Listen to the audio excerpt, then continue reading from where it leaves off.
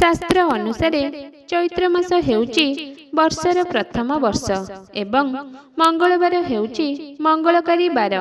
पौराणिक मत अनुसार चैत्र मासरे ही देवी आद्यशक्ति महिषासुर मर्दिनी रूपरे धारण करी असुर शक्तिर विनाश करथिले।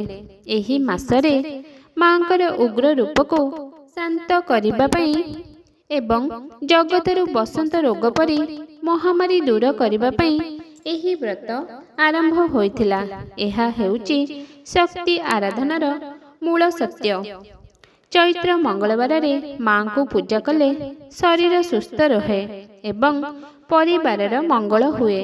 लोक कथा अनुसार मां सेठी वास करती जेउठी परिवारर स्त्री लोक माने सकाळ उठी गोबर पानी रे द्वार लिपापोछा करती एवं सकाळे और संध्यारे चौरा मूले दीप जलांती।